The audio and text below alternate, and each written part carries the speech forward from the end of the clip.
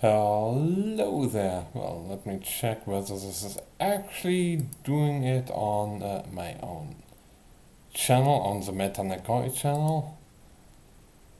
Uh, yes. It is working as intended. So, I keep saying this often enough. We perceive sensations. Now, what does it mean? Well, clearly, it means something. There are three words. We. You could say that's you and me, but I refer to we. I will come to that, but there's a multiplicity inside of all of us. If you, let me say it this way, if you are more astute in your own deep soul searching, you should be able to say something similar. Like, hey, I, myself, my ego, my pure awareness, my true self, my fake self, my persona. But it goes deeper than that. I promise you. You can go quite deep. It's not just the consciousness, the subconsciousness, the unconsciousness, but it goes deeper. And more than you think. Well, that's the we. Perceive. That's the second word. The perception. That's actually kind of a difficult word to say. It's like, actually, it's. Well, let's see what it does mean. Well, not reality in Buddhism. Perception.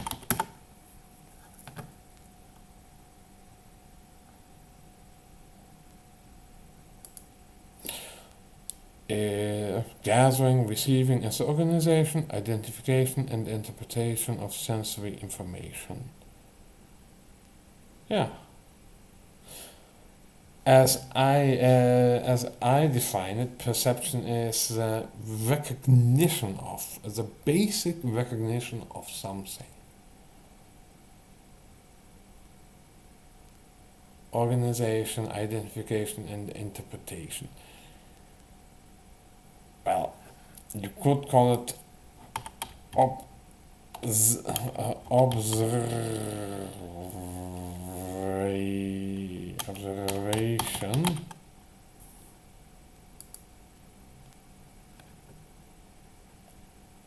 Well, you could say noticing. Yes, it's also a good word. Noticing, as you can see, the act or instant of noticing or perceiving.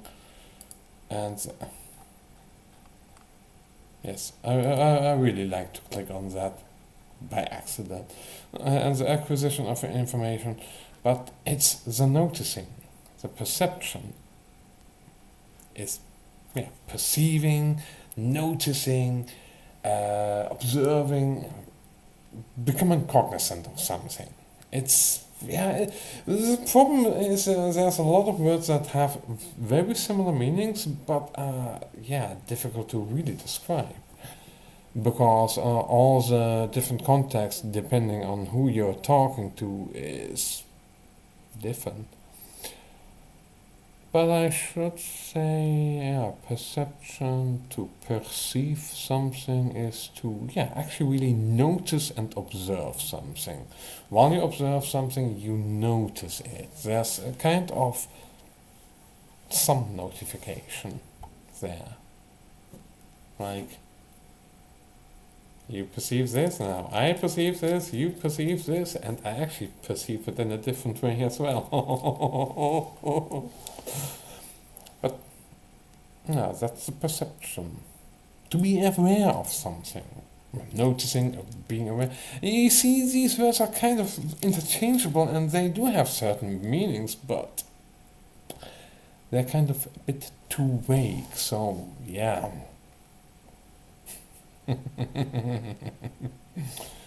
And then sensations. What is a sensation? A sensation is something that you can feel. A kind of feeling, actually. But let's go here.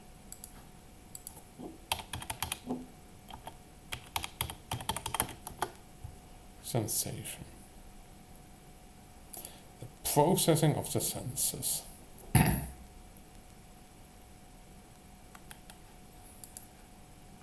The sense. Oh, sense. Okay, sensation and perception are fundamental to nearly every aspect of this organism's cognition, behavior, and thought. And I think, wait a minute, but, okay, but sensation and perception is the same thing. It isn't. Sensation is something, is actually just the information gathering. When there's something happening here, the whole traveling of the signal of the nerves into things, and the first few layers of processing and distributing the signals and making them ready for the whole digestion. Well, actually, that's the processing. That's the sensation. But yeah, it's the gathering of the raw information. The perception is the whole process of the information going in, and well, with this whole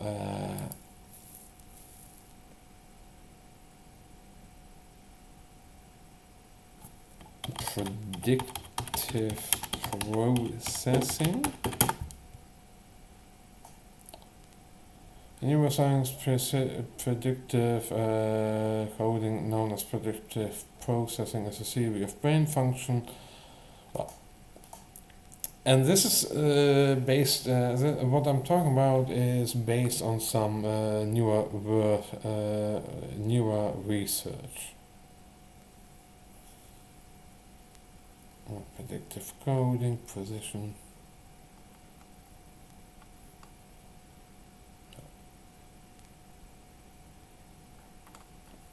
That there's information going in, but there's also information not going out into your into the world itself, but there's a flow of information coming in, but there's also a flow of information going out, even up until the eyes of the nerves of the eyes and other parts and the hearing. And the thing is, there's a kind of prediction being done, a kind of model that's being generated in some parts of the brain. And there's a kind of correlation, a kind of information comes in, and the outgoing information in certain centers, like you can see here, are being compared. And if there's something wrong somewhere, it's being corrected according to what comes in. But at times, based upon what we normally know, if the incoming stuff is so strong, the outgoing signals are so strong, or better to say that that looks like something we've never seen before, and we can't really digest it. Looks like cow that's blue. Nah. We'll make it brown instead. And if you don't pay attention on the cow will seem normal and brown to you.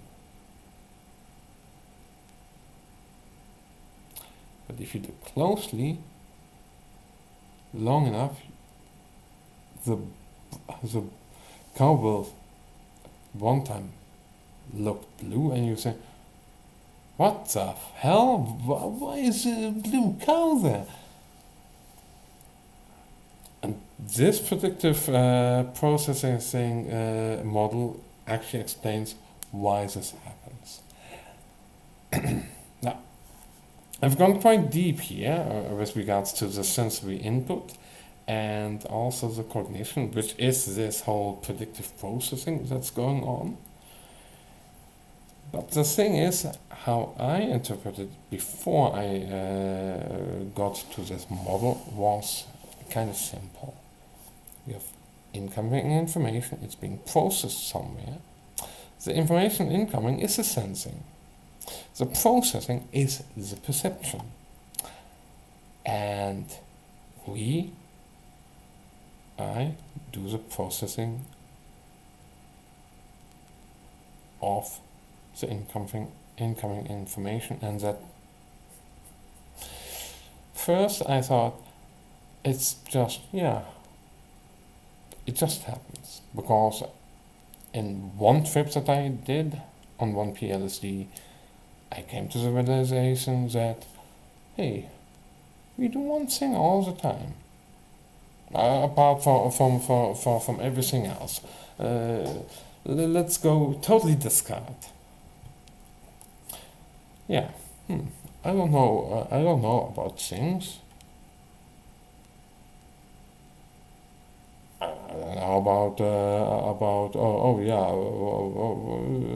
I was in a bit of a pickle with regards to, if I'm tripping so much balls that I don't know where I am, that I'm meeting God or aliens or whatever, or that I'm everything else. How do I know what reality even is? How can I trust my senses? Because a lot of people who took drugs or meditated really hard went to all kinds of places, did all kinds of fantastical shit. But the thing is, I thought, I can't understand that, and there must be a common theme.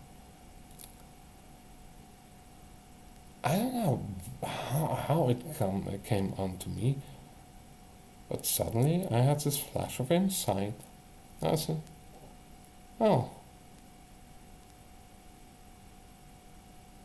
well, I'm absolutely in normal reality, or in Wonderland, or the real reality, or also tripping or meditating.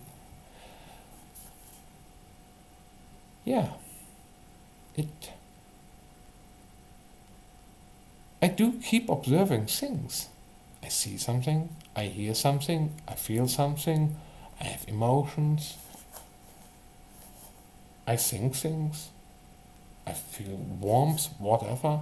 Maybe there's synesthesia, but it's always there, even on those trips, even in meditation.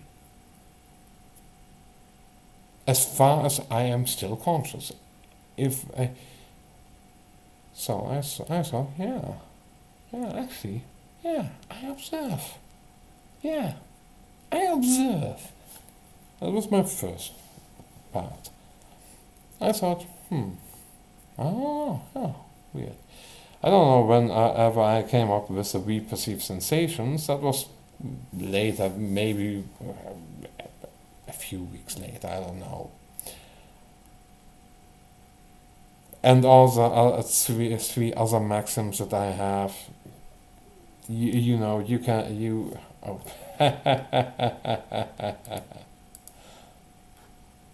Hey, wait. Oh no, it's because of this chat thingy. Oh no. Really? Look at this. This is stupid. Oh, now it works a bit better. But anyhow, let me say this, that eventually I came to re-perceive sensation. But the thing is that I figured, hey, whether you are awake or you're dreaming or you're in a trip or you're meditating, and wherever you are, if you're conscious, you observe things, you perceive sensations. You hear a thing, you feel a thing, and my insight wasn't that what you see that mattered, because that can change, because you can see this going in front of my face and things change, my voice changes. So, but that doesn't really matter, because hey, that's what we normally always see. And if things don't change, so be it. But the thing that doesn't change is that we see, that we hear, that we feel, that we have emotions, that we feel heat and pressure. That's one thing that doesn't change. But you might say, oh, but we can move. We can't always move. There is something like sleep paralysis, and you can be, well, have no control over your body. But the thing is that you, as always, if you're conscious, you perceive a sensation, at least one. Otherwise, you wouldn't be conscious. Right? Thought experiment. Or better to say, we have one really great example. Of course, it's not that we totally don't experience anything, but when we sleep,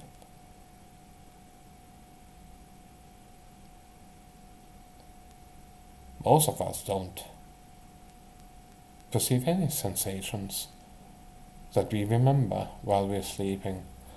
Maybe a bit of a passage of time, so it's a really minimal amount of consciousness that we have, but other than that.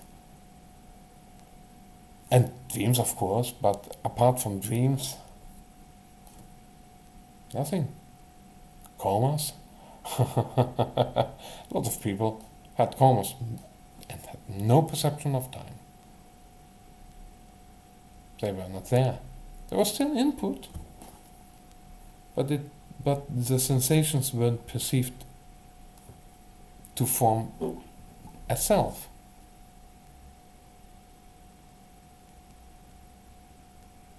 So, yeah, before I was here, yeah, I wasn't there. I don't know anything about what I perceived as a baby. Well, there was a certain thing there. I do believe, but we'll come to that. We'll come to that part as well. But before I was ever conceived, I did not exist as I am now. This mental construct in here, this I, this we inside this brain, this what I believe that the brain generates somehow wasn't there. Many people will say, oh, but there's reincarnation in past lives. I don't believe that. I need proof for that. You know what kind of proof I really accept? Seeing and hearing it for myself. But I have no memories of that. Or better to say, the thing is,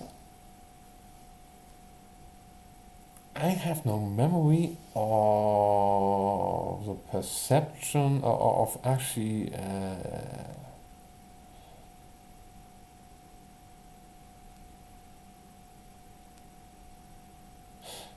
the thing with memories is that I've never ever really had memories.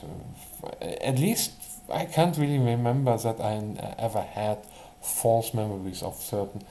I mean, I've had misremembered certain events at times. Oh, that didn't really happen like that. But there are certain events where I think back and I think, oh yeah, I was I was actually really there. I remember that not only that I witnessed that, but I remember that I was there at that time. I was present at that time. So it's a kind of a double memory, not just a memory, oh yeah, I was looking around, I was seeing this and this and this, but also the memory of actually, I really experienced that at that time. So not just being there and seeing, oh yeah, I saw that there, but also remembering that, oh, I was really present there. I was actually there. I remember that I was actually there at that time, and that I perceived all of those sensations at that time. That I was really there, and that I was at times remembering other things before. So it's a kind of double memory, not just of what happened, but also that you were there, really there, and in the here and now of then.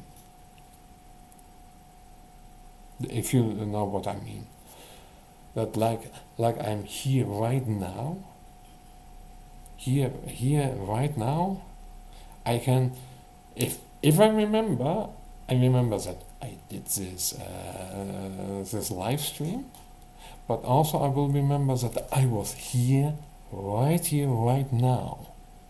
So a double memory. If you don't have the right here and right now part, well, even that can be kind of misleading. But the thing is, I know for certain that certain things really happened like they happened because I was actually there. I remember that they actually really happened. That I was really there and that it was an actual moment where I was here. Not here, but in the here and now. At that time, then. Then and there. But yeah, it's a bit of a lot of words to describe that there are certain ways where you can actually know, oh yeah, this actually really happened. Don't let anyone take that away from you, because there are certain memories that might be faked by yourself or others trying to influence you, but there are a lot of memories where you think back and you think, yeah, this really happened. You might misremember some stuff because you have memory drift. But that's neither here nor there. I'm already 23 minutes in. Let's keep on going. But yeah, the perception of sensations. That's something that you hear a thing, that you see things, hear things, feel things, like warmth, also love. The inner feelings, no, not just bodily but mental feelings, like anger. I see those as sensations that can be perceived. I've done a lot of research, and it is kind of similar to how like a lot, I think all schools of Buddhism see things. Like Gautama Siddhartha actually saw things, but he had a different kind of way of categorizing things. Where I just say while there are differences in the outside input, inner input, mental input, and how memories and things work. Even memories in some ways are sensations that can be perceived. Especially if you think back, you, for instance, see a movie reel of what happened. You hear certain sounds again.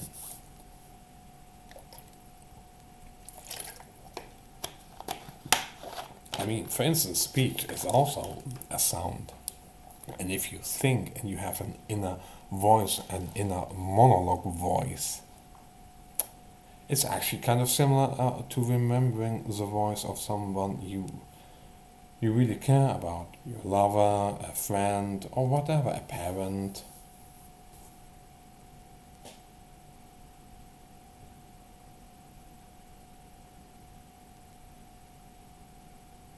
Yeah. Or seeing or remembering how they look, and yeah. But those are images generated in your mind, those memories. But also, if you use your fantasy to imagine things, that's also a perception of a sensation. But it is simulated. You know it's not a real happening. It's not happening now. I mean, I can imagine a purple elephant dancing in front of me. It's not real. And it's difficult for me to really imagine it in front of me.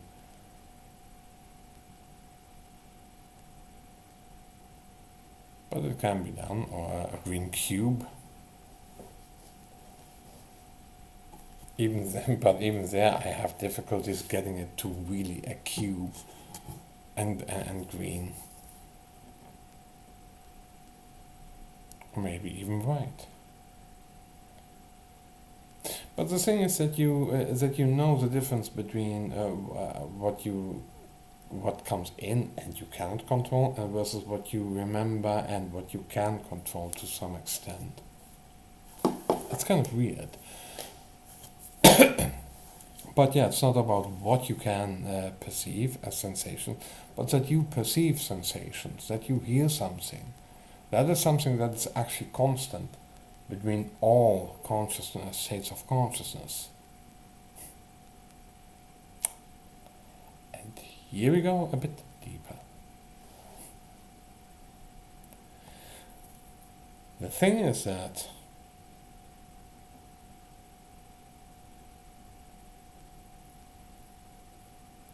thoughts have a certain meaning to them. But what are thoughts? A lot of thoughts, I would say. No, actually, thoughts are sensations. Perceptions of sensations are sensations that we, that we can perceive. They are sounds that we perceive. All thoughts are sensations that are being perceived by us. We can see all this stuff around us.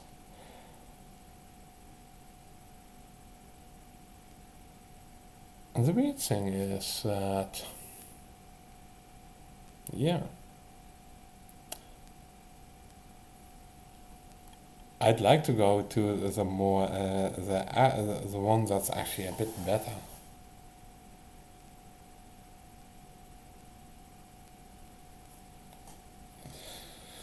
I mean, if you look at this or whatever, if you look just at my face, if I look at things here and I look, for instance, at this red here, it has a certain color to it, and it looks a certain way. It has a certain, well, intensity, color,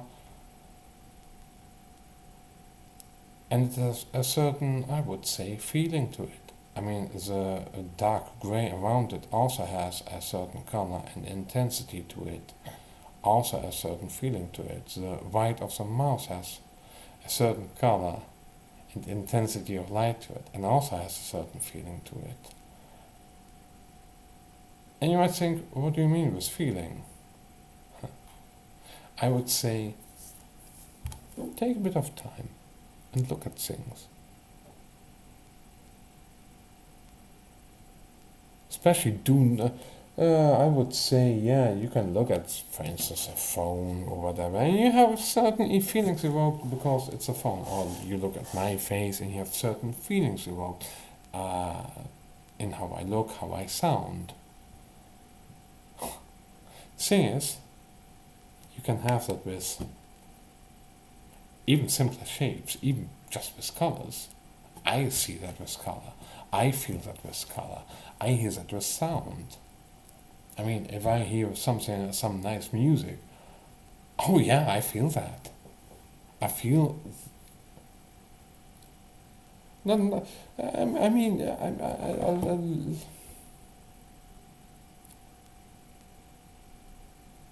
yeah, I think I'm going to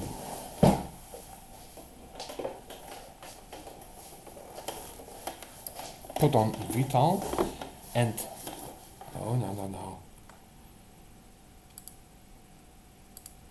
Because it doesn't really matter which one I. Why is this one?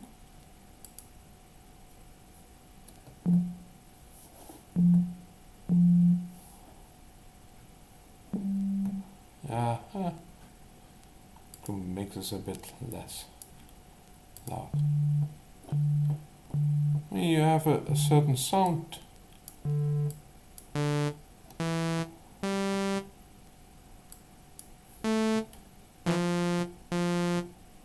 Can be a bit lower level. Oh, come on, a bit lower. Yeah. And you think, oh, and some of you will think, oh, that really feels. That's what I mean. This feeling. There's feeling in there.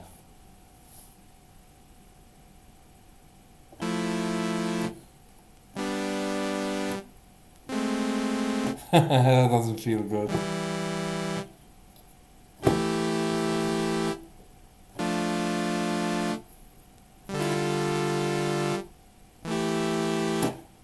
Sometimes doesn't it? But also, it does invoke certain feelings, doesn't it?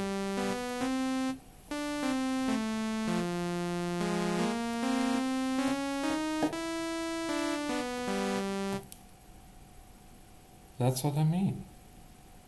You might look at a certain painting from Van Gogh, Van Gogh. You might think, oh, it's nice, or it's really ugly.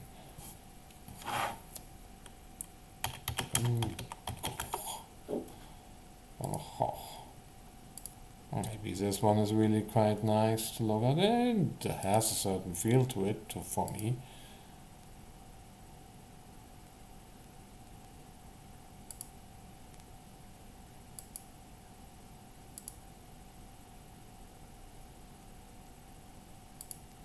It's impressionism.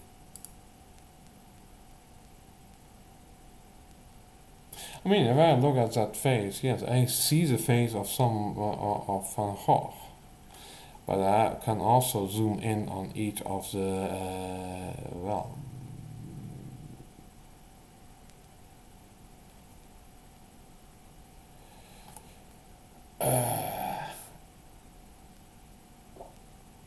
in that we say penseelstreken, pennenstreken, but yeah, the streaks of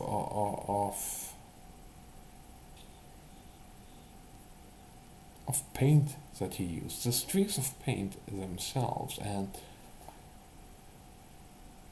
if I really concentrate hard enough on them,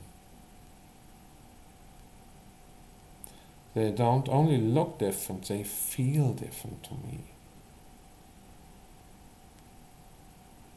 Just like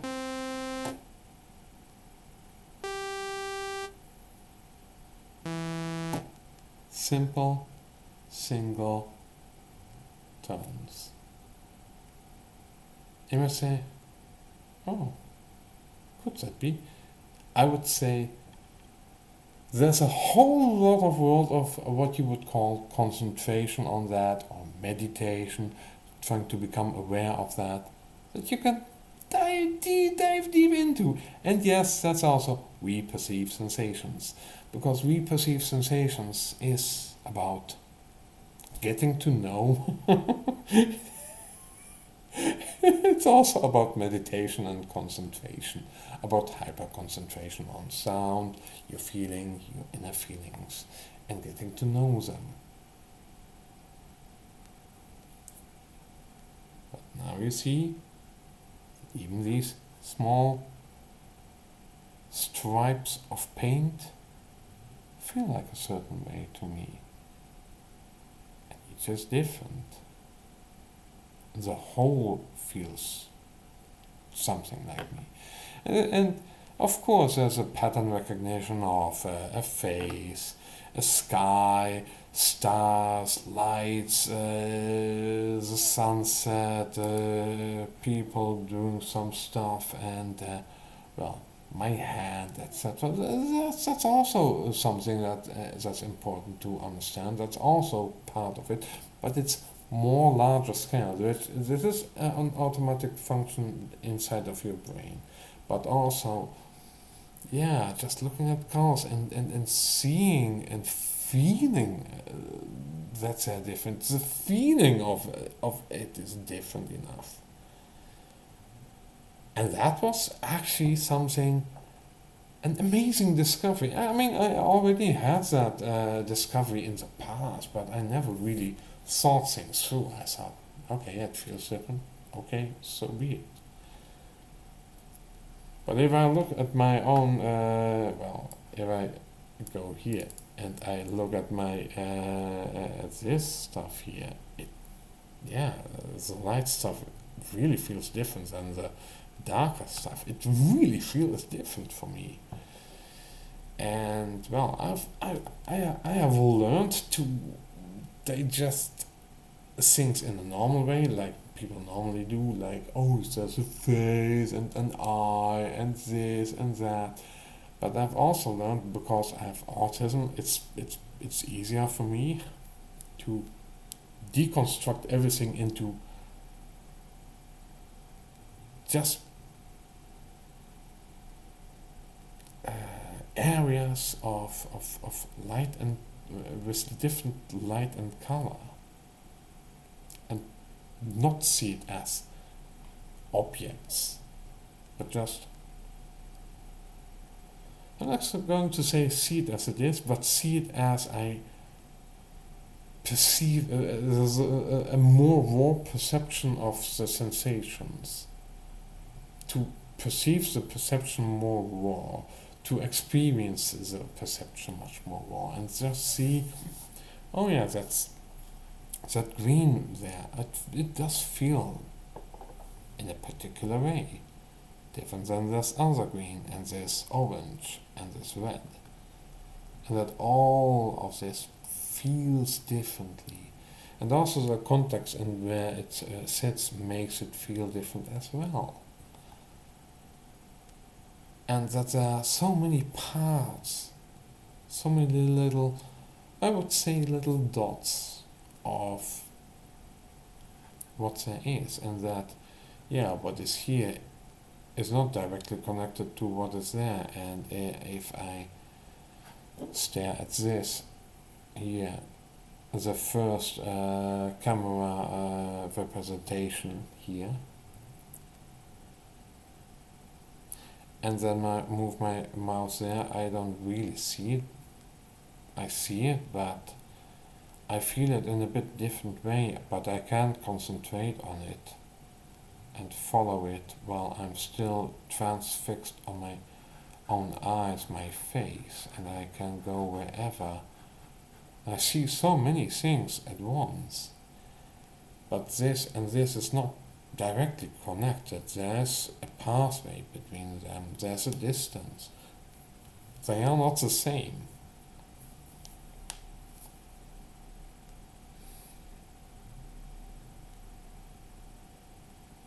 And now comes the really weird part. All of this comprises part of my consciousness. Or better to say, of my mind, of whatever I perceive as sensations. But at times I've had, for instance, certain times where I was much more in the present and in the moment, and I looked at trees, and I looked at what happened with the sunlight in them shining on the trees.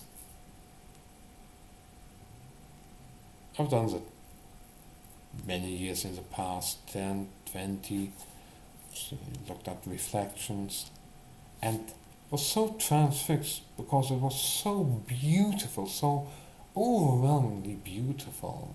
Like, yeah, like a kind of divine beauty. I've even had at times, well, one time I remember, I don't know whether it was a stick or a duck or whatever, I was transfixed on something. I was thinking, how would it be to be something like that?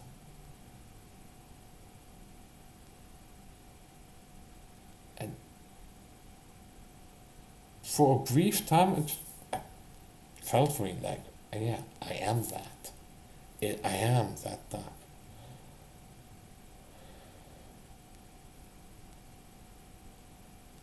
Now comes the real great part. I even had, as a Christian, I had some really, I was really praying really hard, eyes closed, and I had several visions. Really immersive, right in your face, like, oh, it felt more real than real visions. But that was in the past. In in the early 2000s, that one. I was, but I don't really know, around 1990, somewhere late 90s, begin 2000s, and I had some really great visions. It was magnific. I saw a ring, like like a golden ring. It felt really like this, really big, really weighty, really made out of rough gold, and it felt so hyper real. Now comes the kicker. Up until 2019, I never used any psychedelics. I was never ever, how should I put this? I was never ever introduced into the arts of meditation. Not even the Christian kind of really prayer, as a kind of prayer meditation, whatever, or to receive the Holy Spirit. I've only had some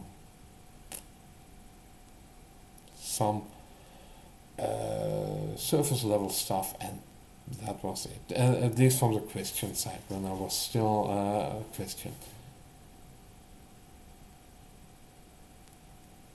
Thing is, as someone with autism, I can really hyper concentrate really hard.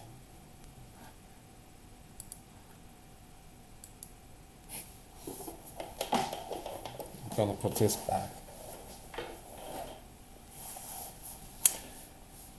And actually, I'm gonna put the lights on.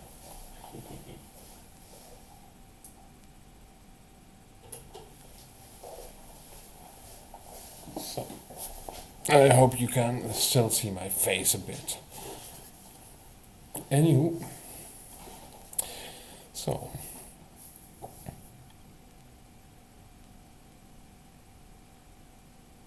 yeah, that doesn't really work. It's doable. This is better. Actually, this is. Hold on.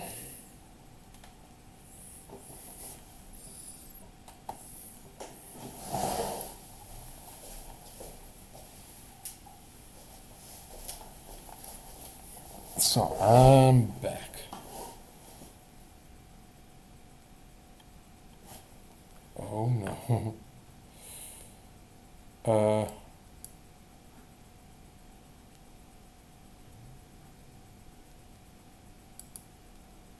Okay, let's look at the video capture. Okay, display capture.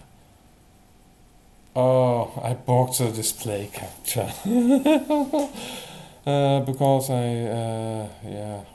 Oh no, cancel. No, oh. This kind of, oh.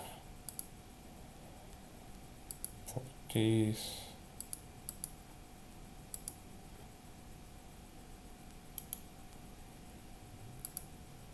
Well, I'll just keep it like this for. Well, no, no, no, no, no, no, no, no, no, no, no, no, no.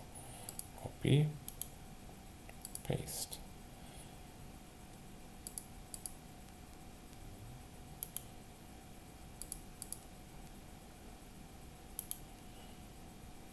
Oh no, remove.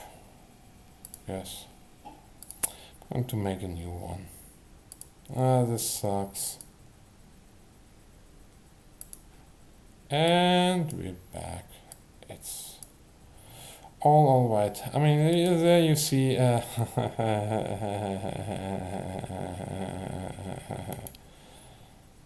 get rid of this. Yes.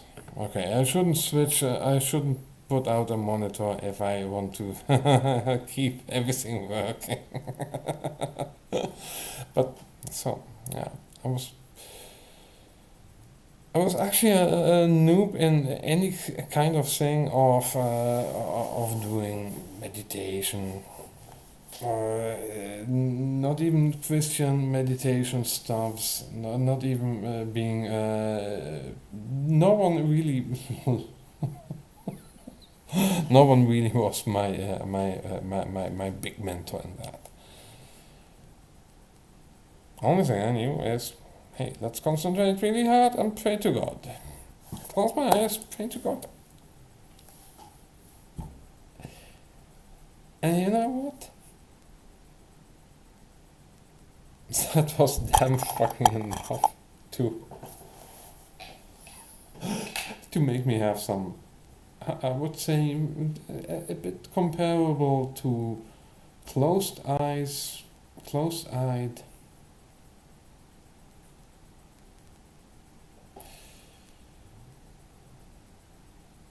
vivid imaginations while you're on psychedelics. Guided, vivid imaginations. But I didn't do psychedelics. I was really concentrating really hard. And then, boop, they came. No, not really guided, but I would say in some ways a bit like a lucid dream. But then, like you're on psychedelics. If I if I look back and compare it to using psychedelics. So yeah, but that's more of some tasty stuff to think about. Yeah, me being a duck or a squirrel or whatever, me being totally entranced by the divine scenery of the sunlight on leaves, which can be so enchanting. And no psychedelics, no nothing. Oh yeah, sunsets and looking at clouds as a child and as a teenager, being entranced and being, yeah, mesmerized in what I would say a different kind of psychedelic way, a kind of, I would say,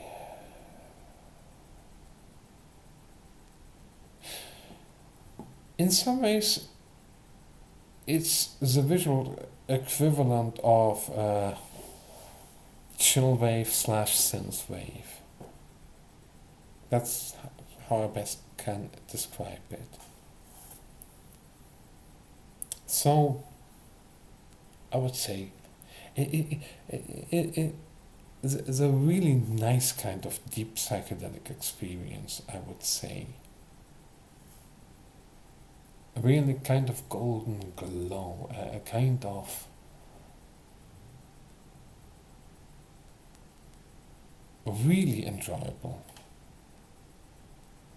Sunsets, also also just walking around and looking at at the bright sky and clouds, and then really feeling it. I've had those experiences before psychedelics. And what was it? Just me concentrating and perceiving the sensations and really concentrating on the perception of sensations. heightened awareness, heightened incoming. Yeah. So let me say this that yeah, you don't need to be really right in your head in order to enjoy that stuff, to have some real great experiences. And to those people who say, but you need to be pure of mind and you need to meditate. No, no, no, no, no, no. No, as far as I know, well, they're totally right with regards to the meditation, but meditation is just concentrating on perception of sensations. Any kind of sensations. And it can be on sight, the sensation of breathing. You have to get rid of the ego. Well, yeah, or you could, yeah, you could, what you hear, what you see, even your own thoughts, your own mind, even the perception of sensations, try to perceive some other parts of yourself. Let's not wander off too much. But the thing is, yeah, I have to talk about meditation, because meditation is still perception of sensation. If people tell you, oh yeah, if you look around and see everything, yes, you can just meditate. Yes, that's because it's still perception of sensations. We perceive sensations. That's what happens. You just concentrate really hard on that. It's the intensity of the concentration that you do. And oh boy, I can really intensely concentrate on certain things. I can hyperfixate and hyperconcentrate. That's natural for us. Not always natural, but it's kind of natural for people who don't mind me looking down. I'm really entranced by looking at my own face there. So yeah.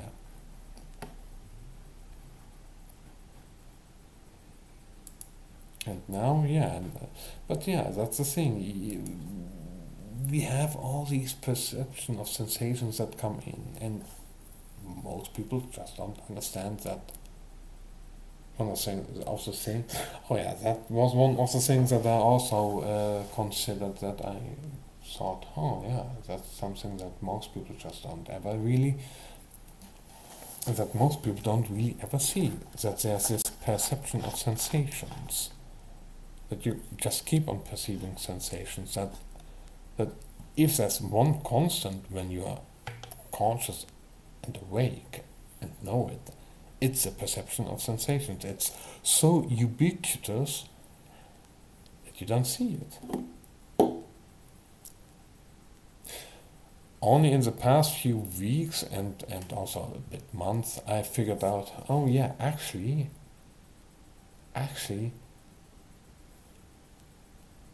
Buddha and the Buddhists, Siddhartha Gautama and the Buddhists have figured that one out as well. But yeah, they speak in terms where I just say, it's not clear enough. Talk about meditation, about awareness, about this, about and some really try their best to make it as accessible as possible. But yeah, if they say, oh, but yeah, you have you have to go to your awareness. You have to be aware, be in the here and now. Yeah, but the perception of sensations. If I say we perceive sensations, I can just say that, and oh yeah, I really see something. I really hear something. That's why I use this sentence. This 3-word sentence, because it describes what happens automatically.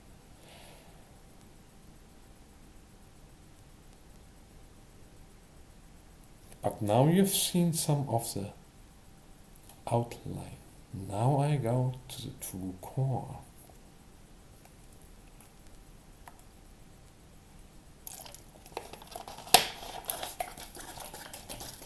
if there's here sensation and here's a sensation, and there's a bit of a different sensation, he everywhere. You see all kinds of differences between the different, what you would call dots in your visual field, and hear the sound of my voice and things around you, and you see and say, you see in distances, you hear in frequencies, especially if you're seeing things. Yeah, there's what I would call a certain grid that you can see, like this, going from here to here, and well, if I do it like this, I can select like that, and there's, I would call a pixel density. There's a certain minimum amount of distance that comprises what you can see. You don't have you cannot see, for instance, bacteria from where you are. That's impossible. Your density, your pixel density per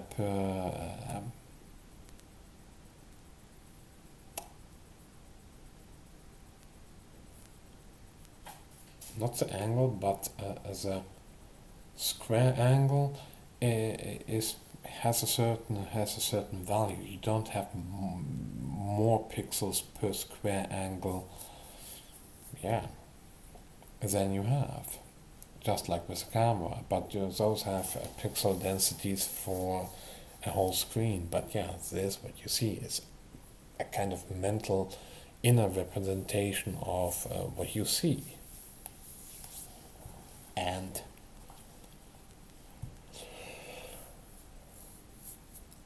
each pixel can go on, off, and so you can see, for instance, movement, but you can also see things going on or off, and like this, you can see things change quite quickly. And this change, all of this, you can register, you can see it, you can feel all of that. Here comes the kicker. When I was that squirrel, duck, or branch of a tree at that time for maybe a few seconds, that was in my visual field. And the whole golden glow moment, the seeing and feeling divinity in the golden glow of leaves in the sunlight, and being entranced like that. What is divinity? Isn't divinity a kind of consciousness of or something like that? How can I say divinity? I would say, isn't it similar to what people who trip on psychedelics deeply enough, and other mystics, and those people who meditate a lot, Buddhists, but also other kinds of mystics, call experiencing the oneness with everything, with consciousness itself, becoming pure awareness.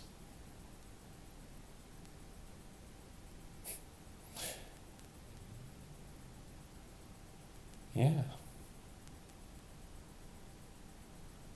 Or hearing certain music and being totally enraptured by it. I've experienced some weird stuff on psychedelics as well.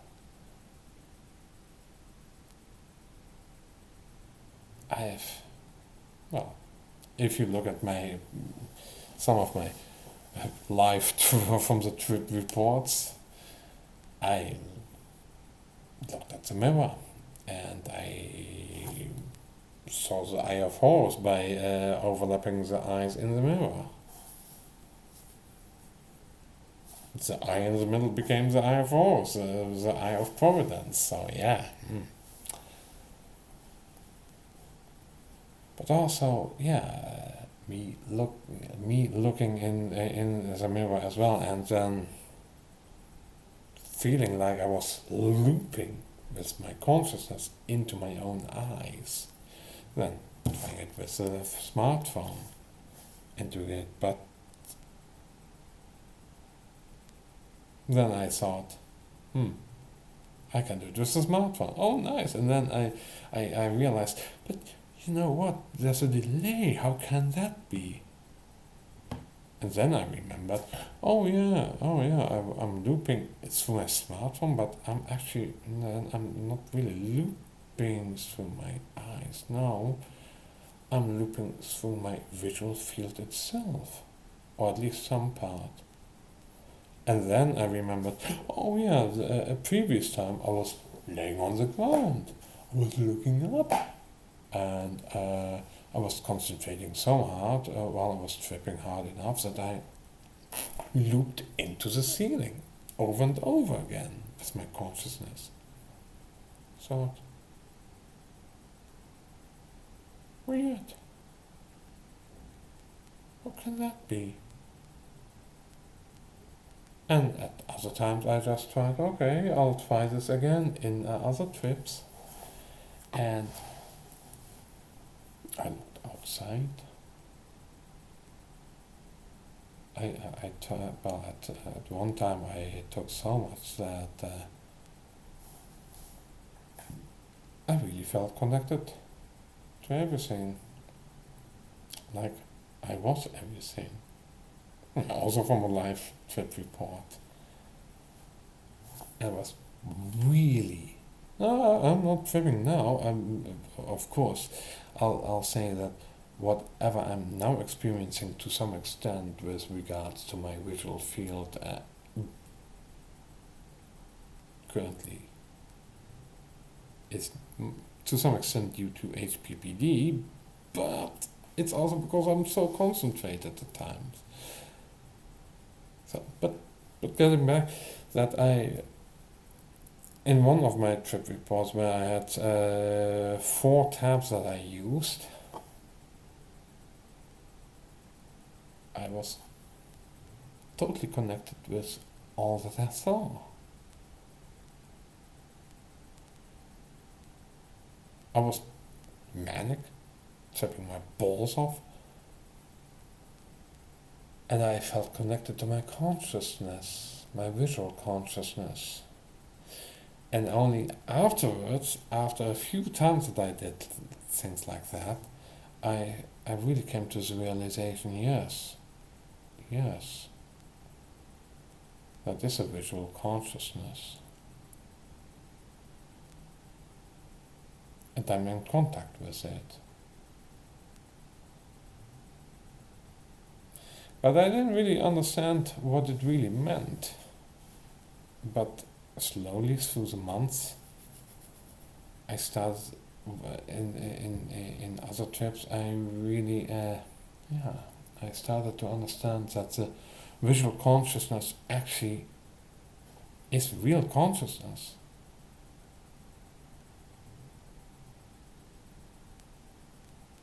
And the reason why it's conscious is because of the predictive processing that's going on. Not just for the whole stuff, but even for the subparts and the other subparts and the smaller subparts, but also the whole spread out stuff with the whole smaller parts, but also the depths therein. So there's small loops from here to there, from the eye onwards to the deepest cores here, and all the other stuff going on in the visual cortex and related brain parts, brain areas. Let's just say brain areas. And I was talking about that there is this looping going on in various ways. I was also talking about that, which I still hold on to, and that was the reason why there's a consciousness going on, and that these loops were not just massive, but also more on the level of where the visual input where the light comes in is where it hits the receptors, and then signals come from the nerves and they get fed in, and the whole looping begins there. And I posited, and I still posit, that that's where the basis of consciousness begins, en masse, but also in so many different, well, at least thousands, tens, millions, maybe billions. Just small little loops going on all there, and more loops, and it's because of this whole predictive processing stuff going on in our brain, and that's the front end of where the optical information comes in, and that's actually really, in my eyes, I see that as rudimentary, primitive consciousness. It's a field of consciousnesses which are connected to each other and which have these loops that generate them, these perceptual sensation loops. And I said yes, and I still say that consciousness is the perception of sensation, and consciousness is a feedback loop. The predictive processing is, in essence, a feedback loop with cross connections. And you might say, but yeah, there's edge there's color detection, well, ways to figure out how to generate the color on a dot, the intensity on a dot. Edge detection in higher, in even further parts. I don't know what happens where. I don't really know, but what I do know is that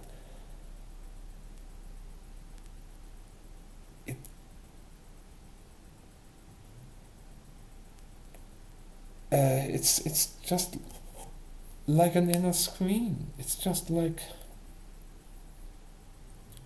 what happens on a.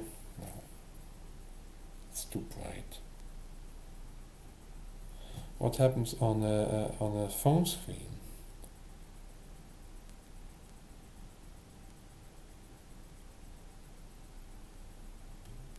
There's a pixel density. Each pixel, we have, I would say that there are pixels there.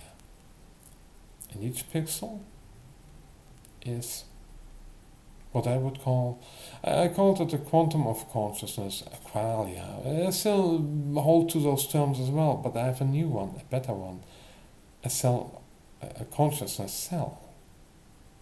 That our visual field is full of visual field consciousness cells, which are interconnected. And, well, actually, they're not as static as you might think normal cells are, but these consciousness cells form, maybe stay for I don't know how long, and then they disappear again. And it's a dynamic process going on. But how it really works, I don't know. But that's how I imagine that the base stuff with regards to the visual consciousness is happening. That's where the really basic rudimentary consciousness happens, and due to cross connections and more loops and bigger loops and further other loops and other processes, you get bigger units of more pronounced, advanced, and sophisticated consciousness. And that keeps on going until you have the whole visual field. And in essence, each of these small pixels gives you a color, a light intensity, a light color, and with it coming a feeling. It's baked in already.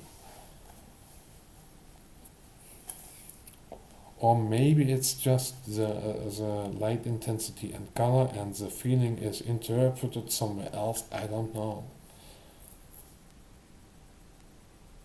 But the thing is that there is, as far as I know, as far as I can see, as far as I figured it out, especially based upon the whole predictive processing paradigm that I've discovered a few weeks ago.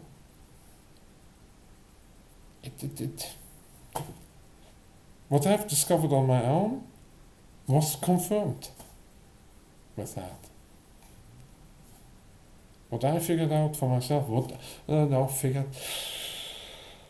I posited, hypothetically posited, no, not what I intuited and posited as being a truth has at least some scientific verification on it, some real scientific verification. And yes, it's kind of late. Oh, so long. But yeah, it takes time to really lay out this, because it's fascinating. Because as far as I can say and see and feel and hear, the core of consciousness is the perception of sensation itself, from the lowest level up to the highest level. And there's a reason why you feel consciousness. Either it is somehow that your own consciousness is reflected back somehow through the visual field, or the hearing field, the hearing consciousness, or the visual consciousness, or the hearing field, or the visual field. Or there is a consciousness there, but yeah, it is much more primitive, because it needs to be, because otherwise it would not work as efficiently as it does. But well, that's the reason why we can actually feel it and even become one with it, and even become swim in it in some ways. That the ego, the I, can get lost in what it sees. That the awareness, the perception of sensations, the I, the ego, the self gets lost in what it sees, and also with what it hears. Because I've had some psychedelics that, well, when with the come up, there was looking, and it wasn't, I don't know how to express it. There were patterns there, there were fractally patterns there, and it's so super mesmerizing. You get really lost, and you hear the sound of music, and then I have some progressive house / trance on it, and it happens as like, and it's like you become part of the music, and you walk inside your own head like the music. You go from there to there, and you become part of the music. I've had those experiences often enough while on the come ups. And then once you are done with the come ups and you don't have that anymore, you don't have to really. The echo isn't that strong anymore. Well, it is, but you have somehow recovered your ego, and it isn't that hard anymore. And you just walk around, and you're just done, more than before. Yeah.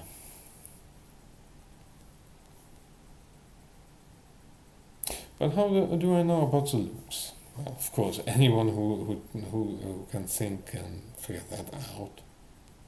Well, out based upon all of the scientific literature. But what if you don't have any access to that?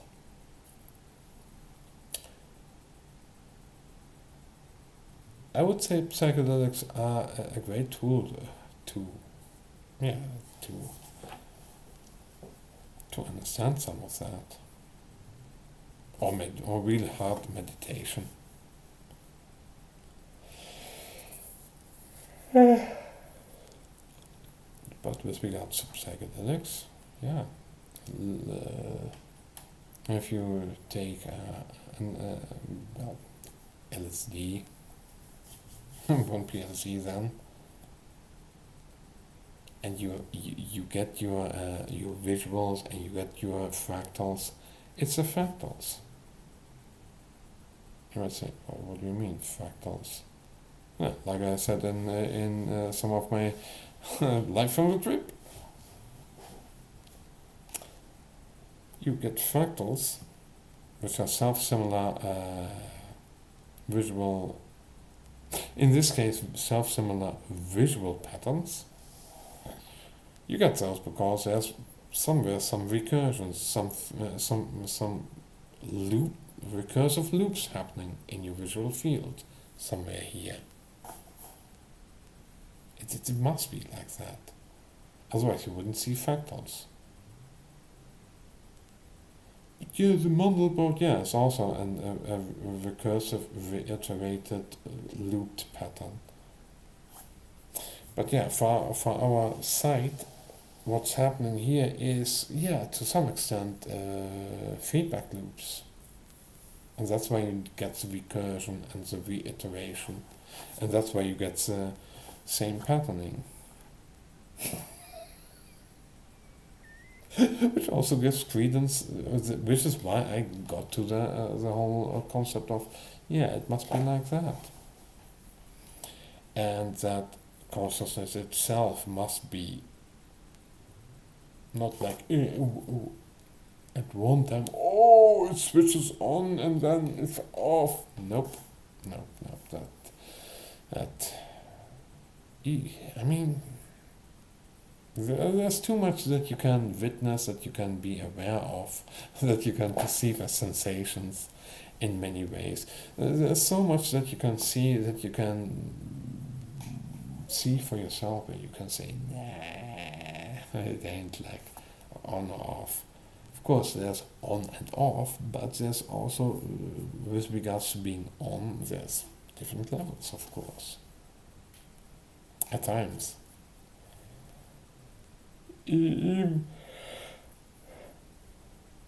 Oh, no.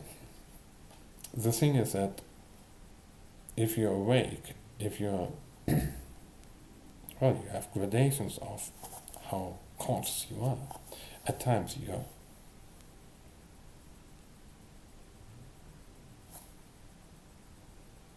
fit, you've slept well, you feel good, you're not sick, and you're really here, and you think, what a nice day, and you are sharp, you're really sharp. But at times you didn't get enough sleep, well, you've got the flu, whatever, and you just feel so fucked up, and you just think, I can't think for shit.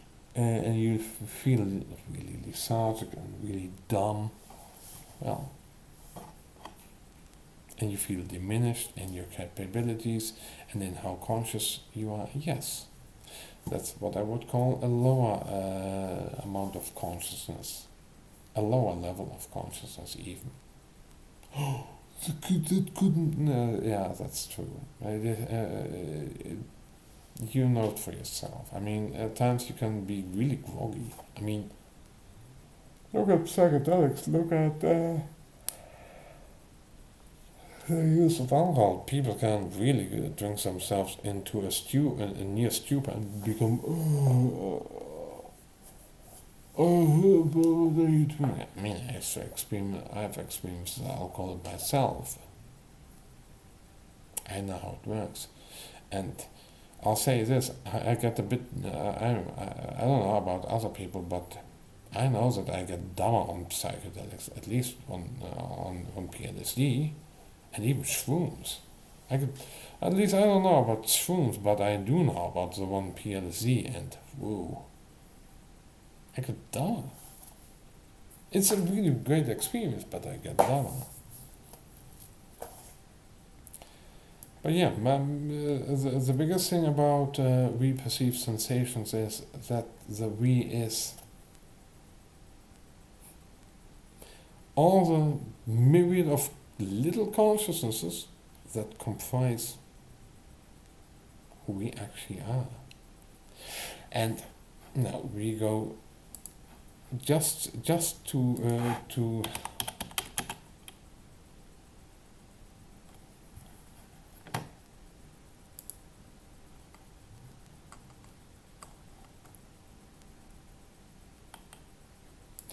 hold on. Well, why can't I? Oi.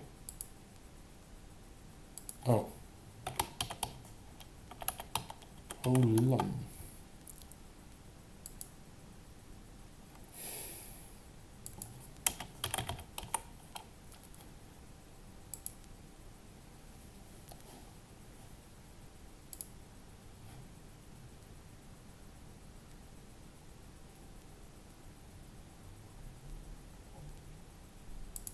Yeah, I see it a bit. I see it a bit like this.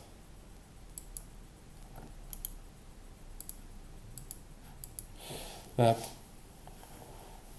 if you would say this is you, or to say all of your consciousness in total, all of it, then it's comprised of smaller parts, which are comprised of smaller parts, until you get to the smallest parts that you can have. And those I would call the consciousness cells. And therefore, we have consciousness cells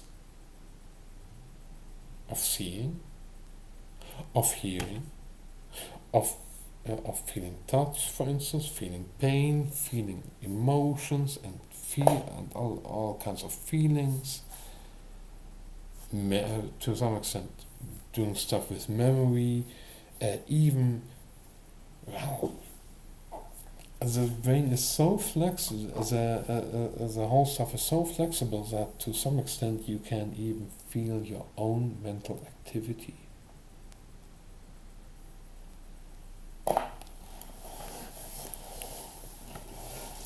Oh, and that's what, no, not that one, nope.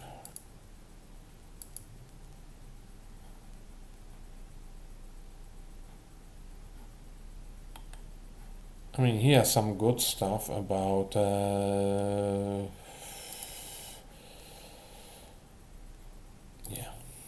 about some concepts of Buddhism. Transform your panic. Awareness.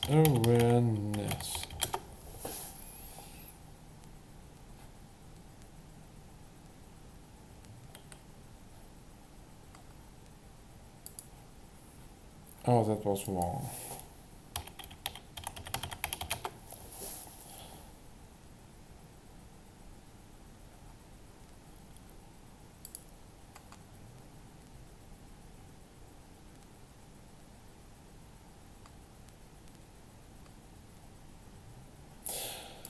There are certain videos about from him about awareness where I say he touches to some extent on. He says that in several of his videos he says, yeah, if you look at something, that becoming aware of awareness is like, if you have normal awareness, you look at something and you see it, and then you have to become aware of whatever is doing whatever is aware of everything else, and that's where he says, yeah, that's where you have meditation without object, where you can expand into becoming all of consciousness, becoming consciousness. I view it a bit differently because I've had different experiences for myself. I do know about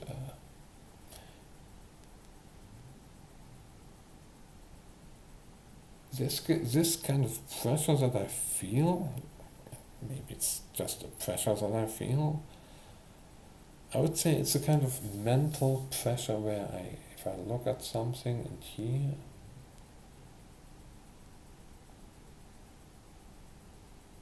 I feel a pressure inside, and I don't know whether it's my brain.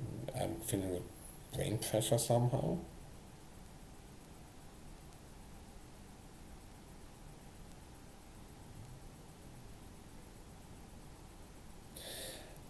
But I do think that I'm feeling something happening when I just observe, and I just observe a kind of the mental activity due to, not the mental activity, but the activity uh, of the perception of sensations, that I perceive the perception of the mass perception of sensation also as a sensation. But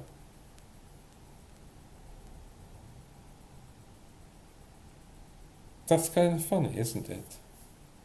That you should be able to perceive the perception of sensation as a sensation itself. So if I have perception of we perceive sensations, then the we perceive sensations itself can be a sensation that can be perceived.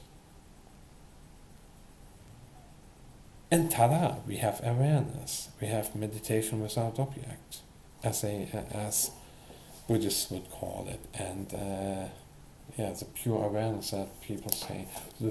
I expand into everything, and I feel everything,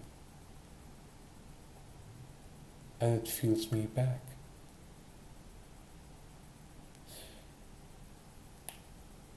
That's what I'm talking about. So,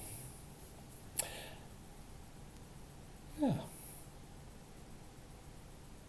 I think the way of saying, oh yeah, as far as I remember, there's, what's his name again? Yongey Mingyur Rinpoche.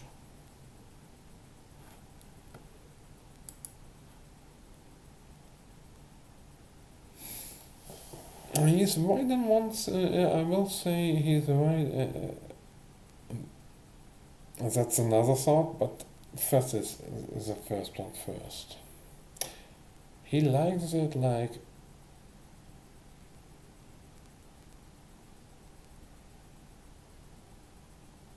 that you see that there's a sky and there's a cloud and etc. And that the clouds can actually cover the sky, but the clouds are not part of the sky. And that the sky is always present. And that once you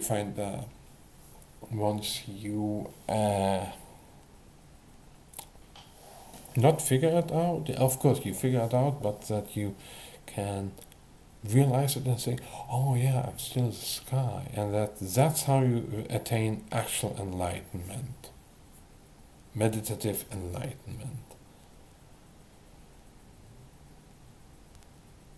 I don't really, I think I disagree with him on that.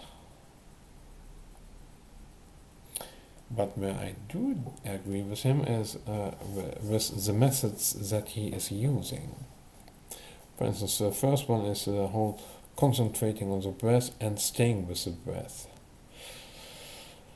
I can do that meditation, but it's something that I really don't like to do because it's not really that natural for me. But maybe that's, yeah, maybe I should do that a bit more, but it doesn't really matter. I have my, I have my visual hyper concentration on one point, or at least on one thing method, which is my kind of visual meditation, which I can do quite easily. It's quite easy to do it and not think. I've calmed my thoughts with that.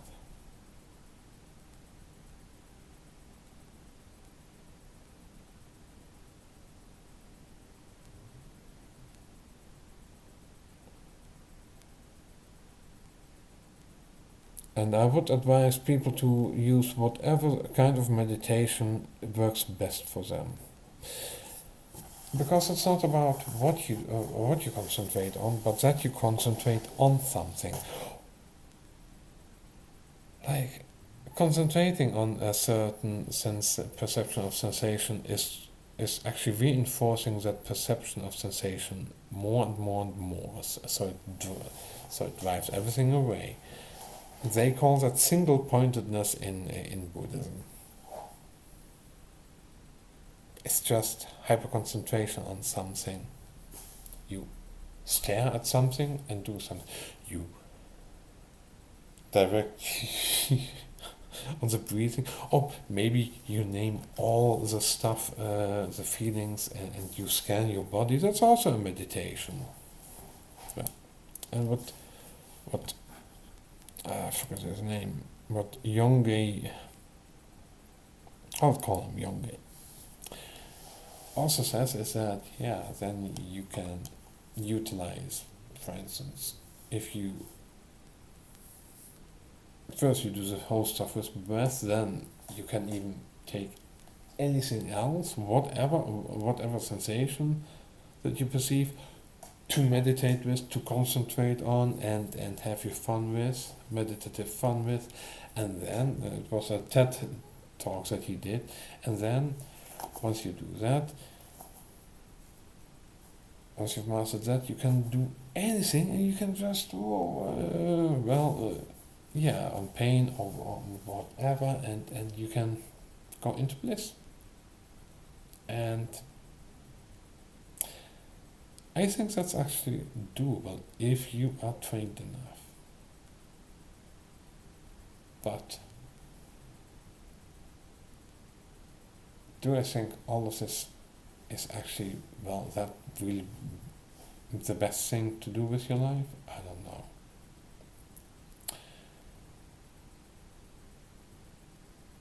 But do you need to have a certain special way of life? Do you have to follow the path of the Buddha, of Siddhartha Gautama, or any other one? No.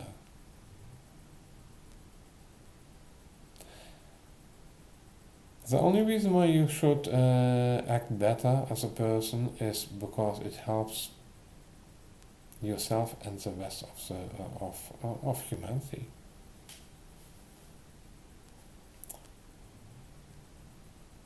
Live a virtuous life for yourself and others, because you figured out, oh yeah, that's actually the most expedient and best way to live life, because you have thought about things.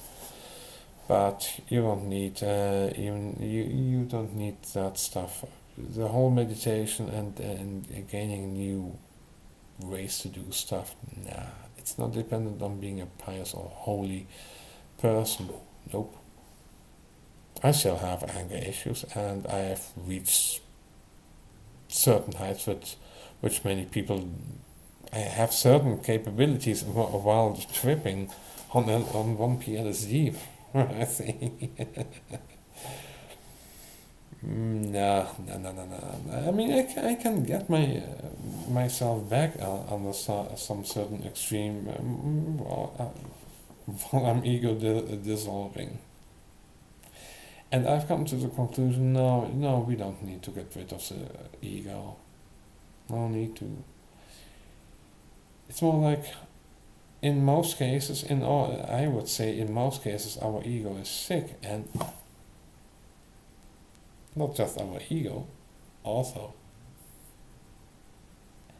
most of us, even the awareness itself is to some extent sick.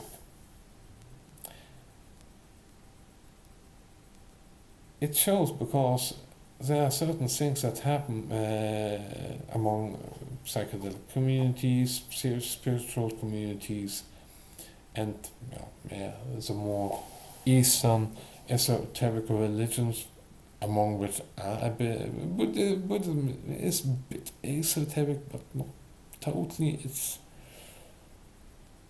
gonna be to classify. But yeah, some of the esoteric Hindu religions, they come with some of the most, I'm not saying weird, but not good stuff. Like telling you, yeah, if you have connected with everything, that's reality for sure. We know it because other people did that. I tend to disagree because I found out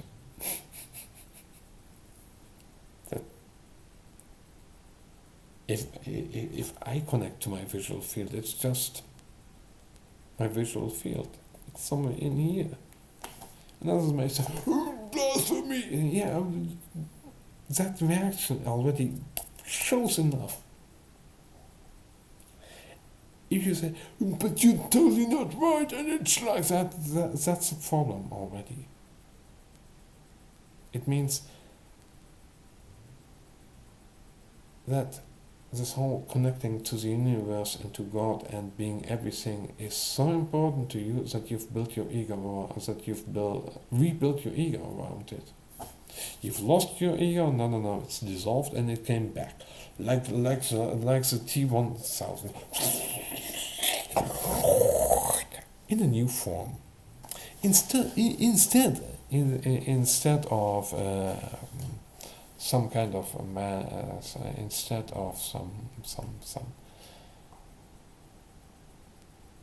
some Wanda from the future. Now he's a cop. Now he's a certain cop he killed. Now, but that's the thing, the ego will always be there. The ego is always a narrative storyteller, and people say the ego is bad, you should get rid of it, and you should bury it, and without the ego we will be good and everything will be alright. I think they are mistaken.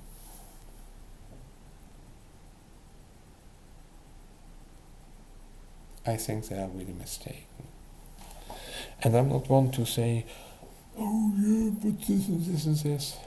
Well, and here we go back to we perceive sensations.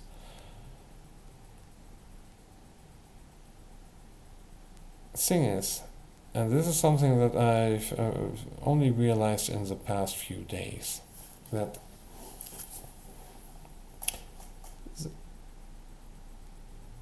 people, a lot of teachers, Buddhists, spiritual psychonauts tell you, oh, you've got to get rid of the ego, especially spiritualists and Buddhists and Hindu, the more sectarian and cultish ones especially.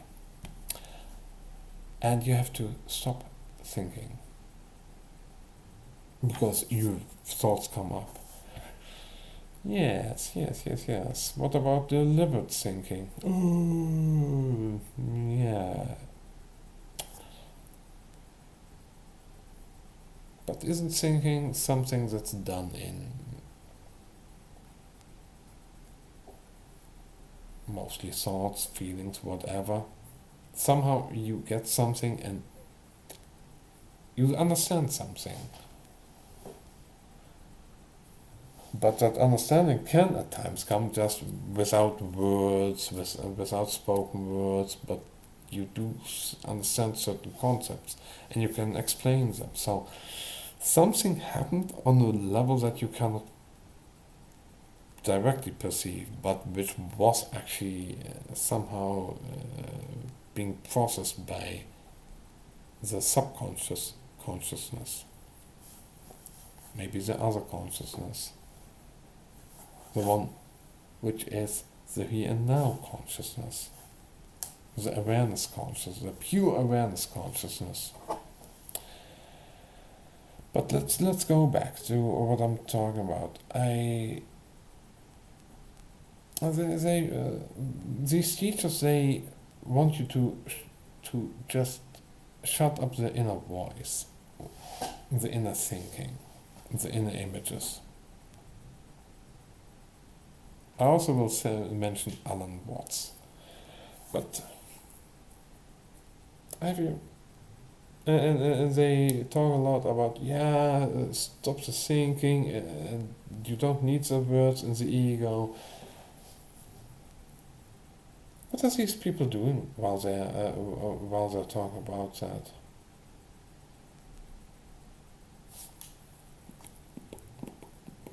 They fucking talk. What does the ego do?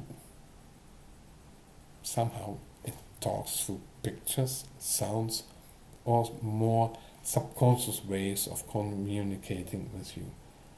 But it tends to talk to you. It tends to explain things. What do these people do? They tend to explain things. They tend to talk to you and gesture. They're using the same communicative channels as the ego.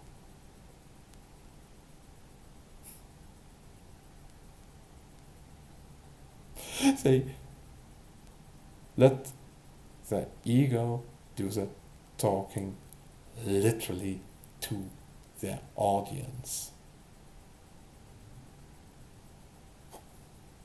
How's about that for food? How about that for food for thought? Talking to you about the inner voice, not talking to you.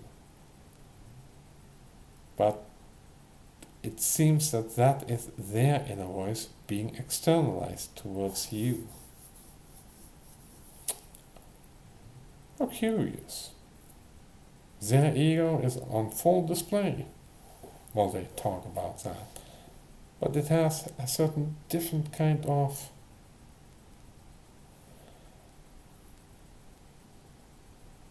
identification. An identification with the mystical, the mysterious. I'm not talking about the fake spirituality, the fake enlightenment.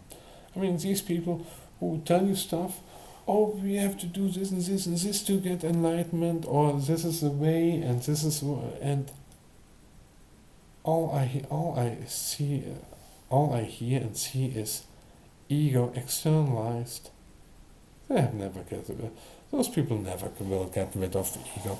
No one will ever get rid of ego. If you do, you lose your mind, and you become a basket case. The ego is really important in order to protect you, because you are important to yourself. You should be important to yourself.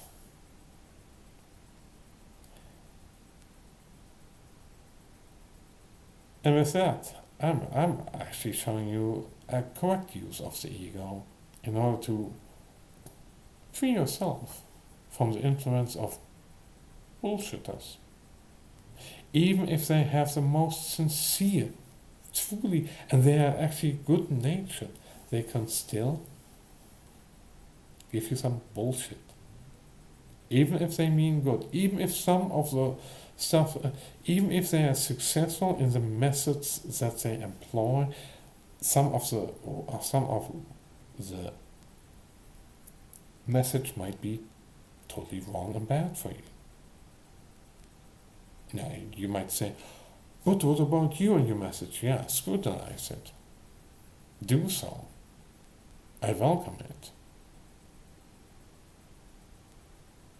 I'm not saying that my method is going to help people get rid of all of their problems. It's more, yeah, the self-description package part. It means you get to know yourself better than before. It's not a method to come to enlightenment and solve a lot of problems and no. It might. I don't know. I really don't know.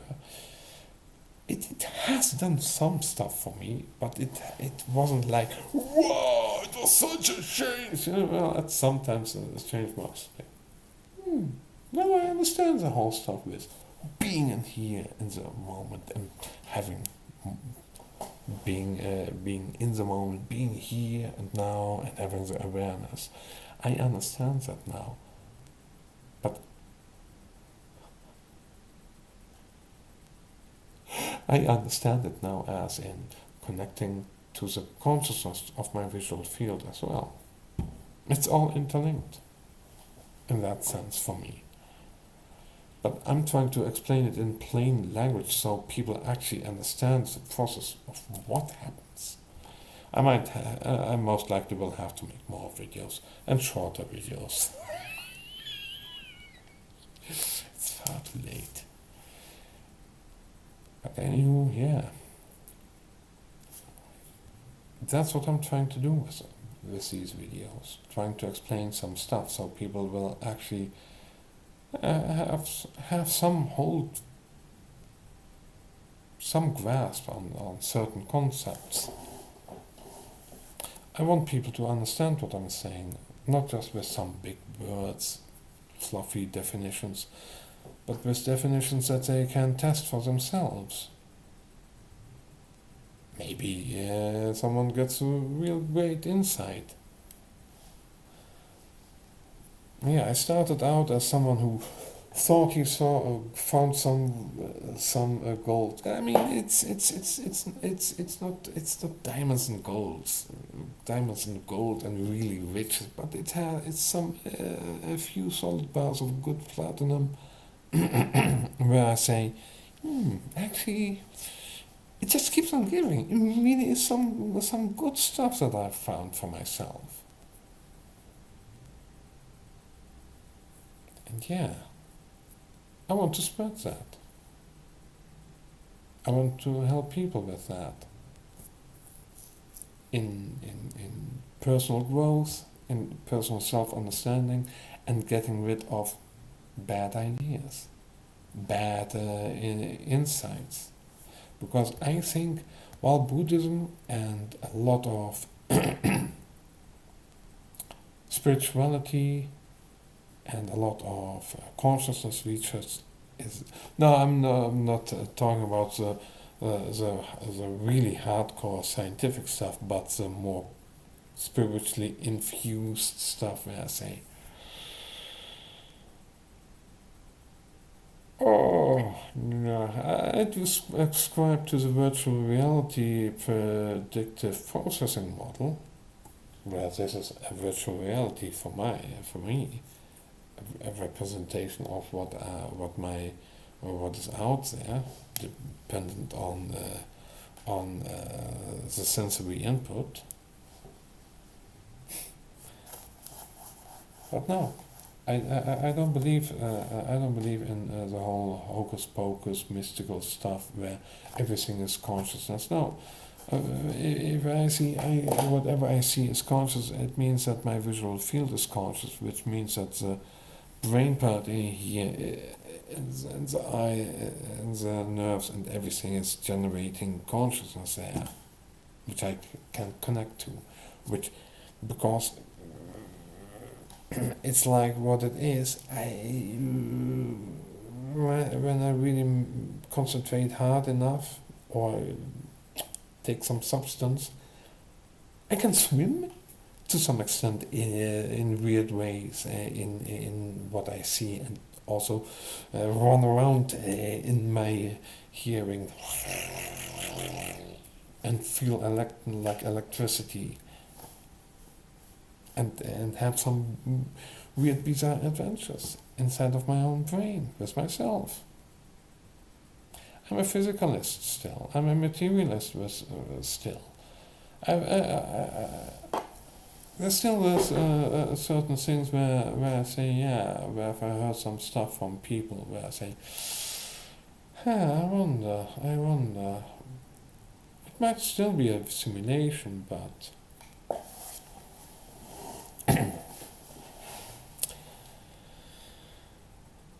until I have some real good proof of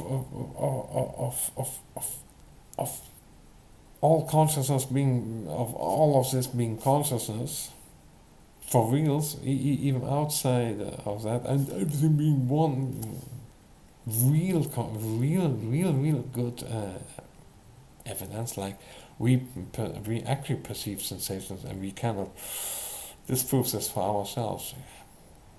Why should I believe all kinds of hocus mocum pocus and just run after every new guru and make my own life difficult? Why should I? Yeah. It's weird. I've done so much psychedelics in the past year, and well, it has changed some of my insights, and in some ways I had some, I would say, psychedelically induced dark nights of the soul in the past year. Still, to some extent, I still suffer from some stuff. My actual basic nature, who I really am, hasn't really changed that much. I've only become a bit more balanced, calm, less agitated, hopefully. Of course, this day, like I said in my other channel in the live stream, I got kind of mad inside.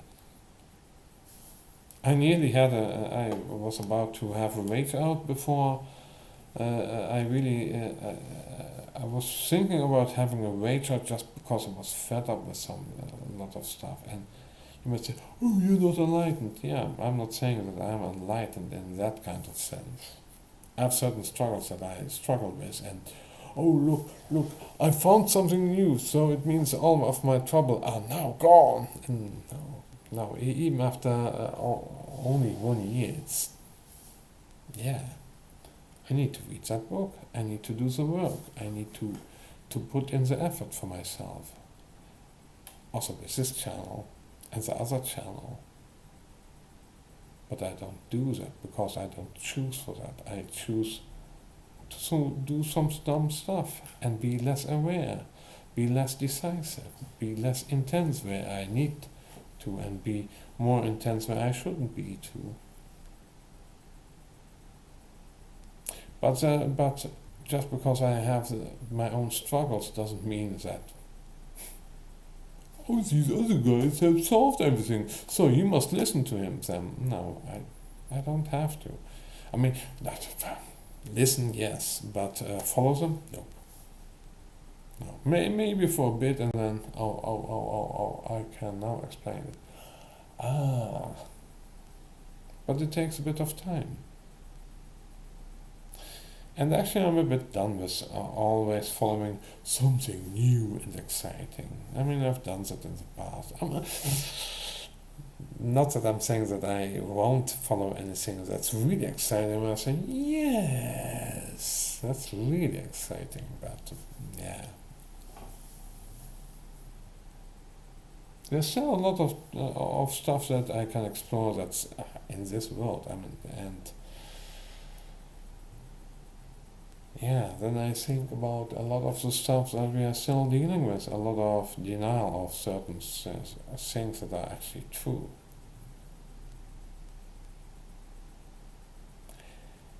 And I see a lot of that in also Buddhism, and a lot of esoteric stuff, mystical stuff, spiritual stuff, also in the psychedelic world. And if people say, oh, but what about the mainstream stuff?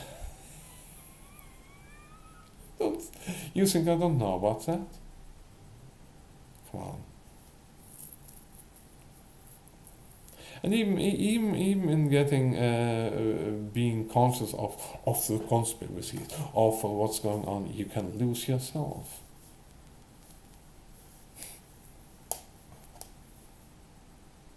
And as I've mentioned in the past, I was delusional, and I'm still delusional. I can get get lost in delusions quite easily. Yeah. Yeah, I'm not a I'm not a newborn baby. I'm not naive. And that's why I don't follow all these kinds of weird cults and these weird people and people that just come up with all kinds of junk just because, oh, I have to. Yes, I am dismissive. Yes, but rightfully so.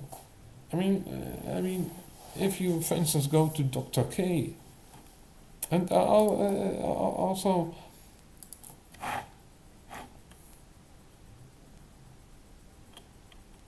well, let's see Dr. K. Yeah, him here.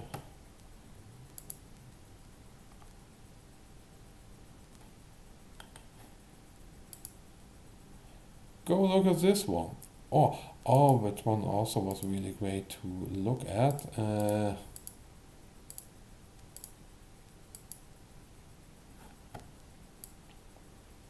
Alex. This one as well.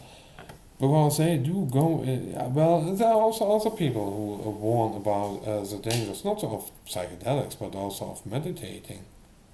Because meditating can also get one into certain altered states. And meditating can also, certain meditation forms can bring people to the brink of madness. Oh, that couldn't be true. Yes, it is true. But people don't want to hear that because they only want to see, oh, it's all so fun. And those who are in those meditative practices and in the cults and the gurus and in the big religions will tell you, oh, it's all okay. It only has a bit of a drawback, just like with psychedelics as well. And it's just so incredibly dumb. And these people never ever really get rid of their egos either.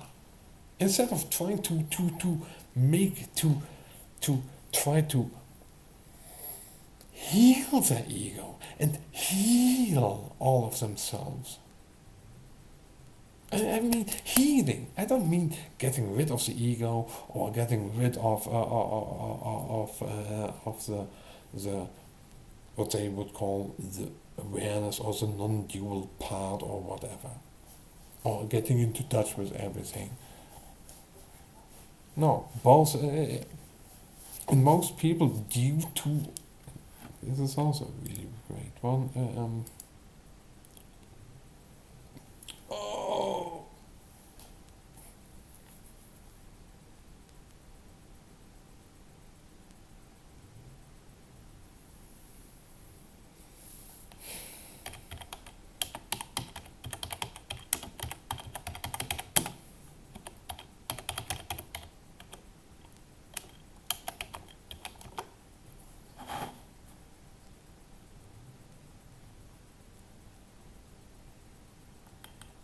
yeah. This is she's also really great.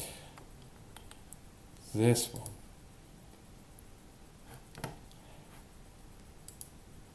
Watch this, but also some of the other videos here as well. The newer ones, the psychedelic map theory, the meaning of psychedelic visuals. That was so eye-opening to me. The thing is that we are as a species broken. in many ways on the individual and collective level. There's a reason why all kinds of doom and death cults actually exist. And yes, a lot of spirituality and a lot of, well, I would say even Buddhism and the whole stuff with psychedelics is also not good, culty, dangerous. And it has to do with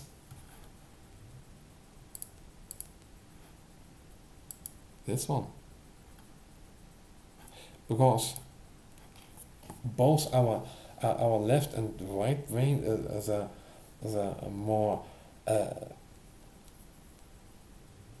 the analytical ego part and the more all-compassive, more holistic part of us, they are both to some extent fundamentally broken. They both need to have healing. Even with the best of parents we have, due to us being in an environment that is not suited for us and we are not suited to it, we are fundamentally broken inside. And we need to heal at one time. We need to break, well, a false way of interacting with with everything around us. But does it mean we have to go back to the way we were millions of years ago in the African subtropical jungles? No, we cannot go back.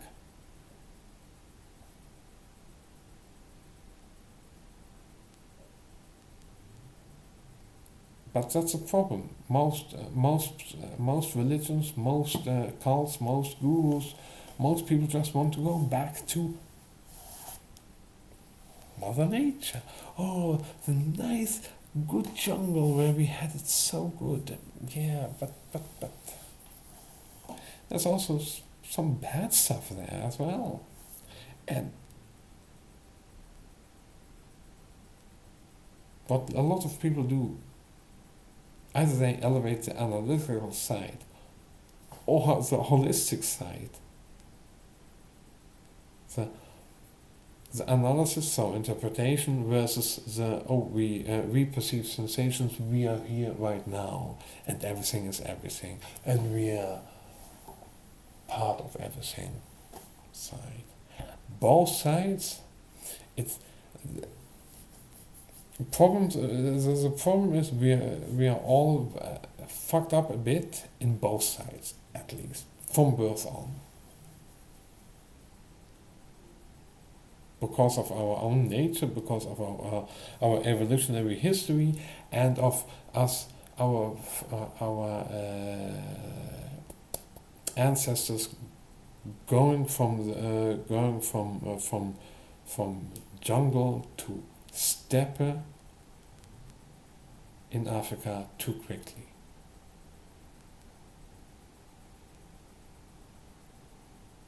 We have fundamentally, compared to other animals, even to chimpanzees, we are fundamentally broken. That is itself an issue, but, well, civilization and tracking further and, becoming agricultural, becoming who we are right now has fucked us over even more.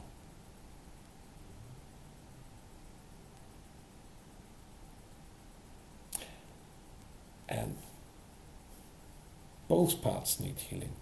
And those who say, oh yeah, we need to elevate one above the other, either the analytical, the time-dependent one, the future and past seer, the rational one, or the more emotional, holistic, here and now, and we are part of the whole one.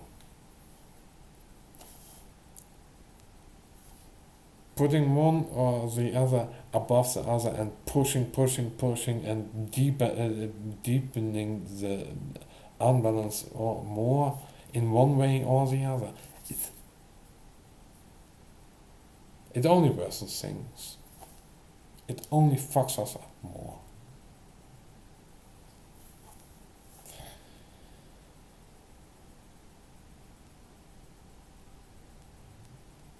And here we come to Nietzsche and also Jung, Carl Jung. Friedrich Nietzsche and Carl Jung. And yeah, there's what we would call, yeah, working with the shadow, bringing, well, actually,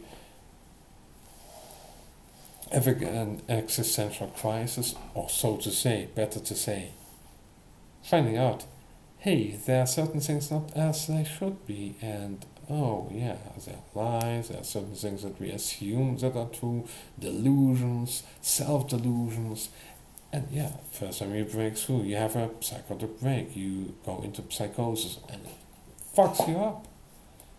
But it should, it's only natural.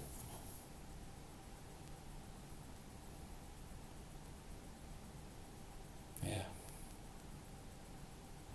But yeah, then you go on and, well, every time that you experience that, it really hurts, it fucks you up for some time. But the more you do that, the less it hurts, the easier it gets, and the more you can enjoy a fruit of that. Things that you previously saw incorrectly, you see correctly, and you can handle it more because you've done it more. This is a part where people say, yeah, you have to have death and rebirth. You have to be reborn. You have to destroy the old and invest the new. It's a metaphor for actually changing your worldview, how you view things. That you find out something is wrong, and then you say, yeah, okay, it's first you want to deny it, and then you you get mad, whatever, you flee, but eventually you will have to acknowledge it, and then give it a place. Some inconvenient truth, or something that sounded really nice to be true, but then you find out, oh, it's not true. Like Santa Claus, like, we are being run by psychopaths. It's all, actually, yeah, it's all just, yeah, shit. This is the existential horrors we have to deal with. This kind of shit. And especially each other. As how we are. Ourselves. Other people. It's a shit show. But can you heal? Yes, of course. Of course you can heal.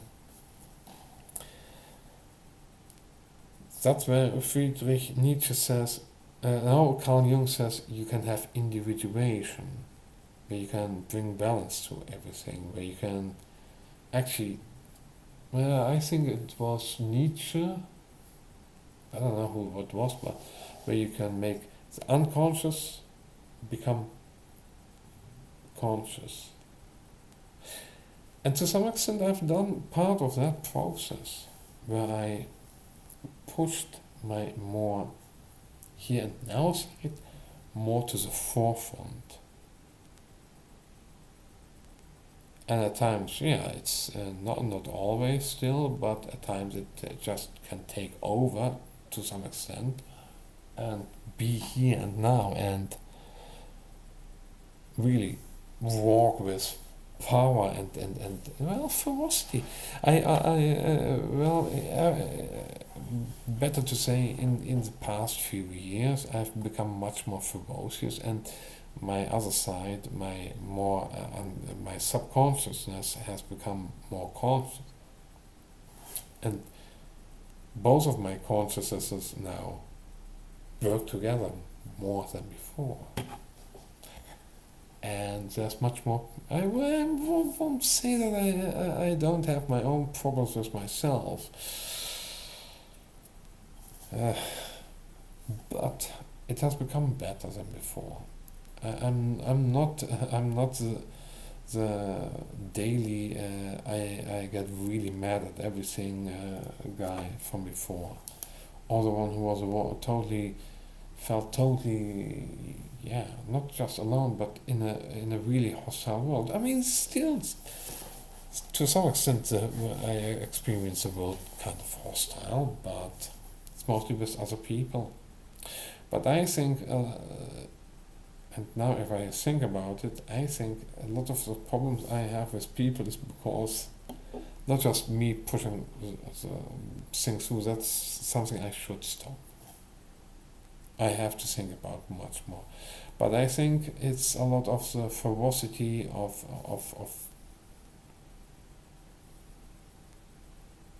the one of the other ones, the here and now guy that seeps through, and yeah, it, that's what it does. And we do what we do, and yeah, it is the individuation process. It sets me apart from other people. It's something where other people might say, the spiritualists, Buddhists, and people and other psychonauts.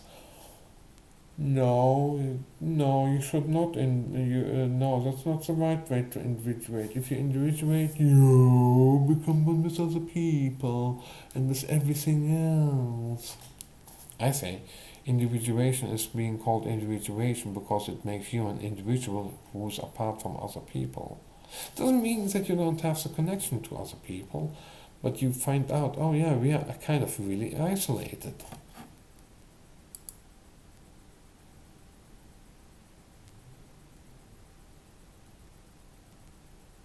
From other people, which is actually something that I've experienced all of my life, the whole isolation from other people.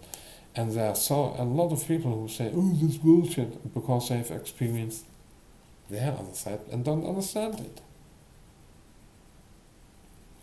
Yes, you're connected to you're connected to everything that's in your virtual reality. And your virtual reality is conscious. And how is it produced? By perceiving sensations. We perceive sensations. Yeah. Because we perceive sensations, we are one with what we see, for what we see is already. Well, there's an anecdote, there's something that I have figured out before all of this, where I figured, yeah, let's see. And that was a few years ago. I thought, yeah, if I see something,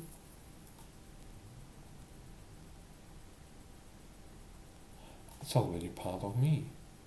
Because I see it at that time. I sense it, I perceive it. It's not the whole of me, but it is part of me. And this still holds. I mean, anyone who has studied neuroscience, who has studied psychology, can tell you, yeah, that's true. Once you see something, it is part of you. Once you hear something, it is part of you.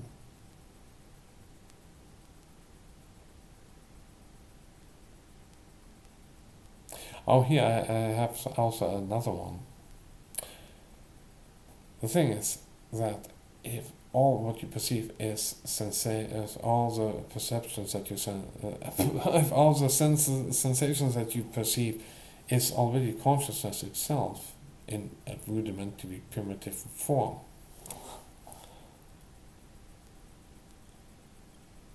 What are messages?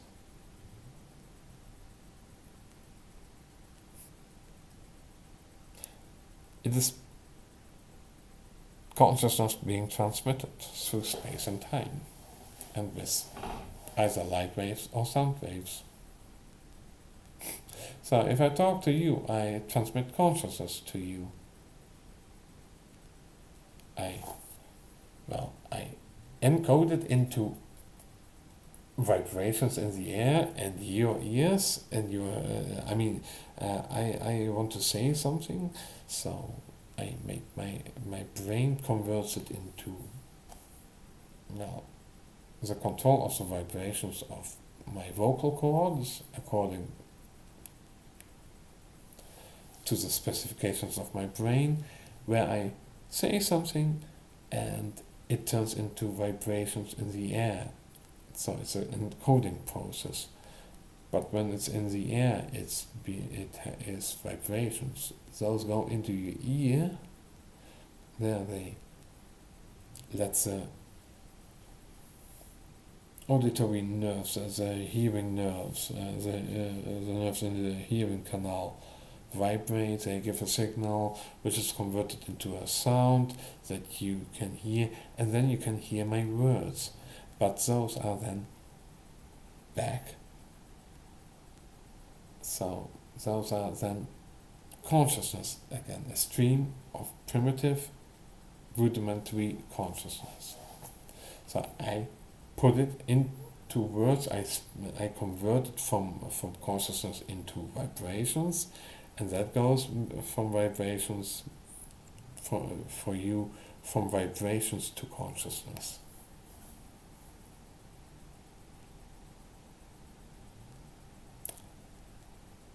Now, tell me, how can it be that ideas and memes tend to spread?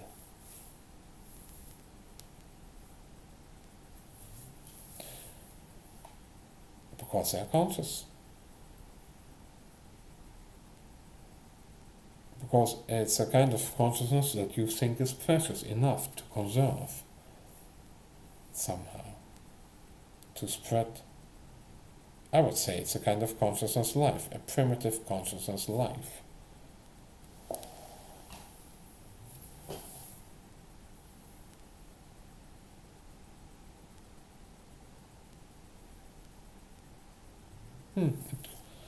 That's also a good insight. But yeah, getting back, I think it's time to just say goodbye.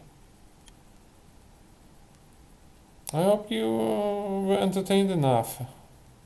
I mean, yeah, there's a lot to say. There's even more to say. I mean, I can go on for maybe 2 or 3 hours even, talking about all kinds of stuff. And why certain ideas are actually kind of dangerous for you.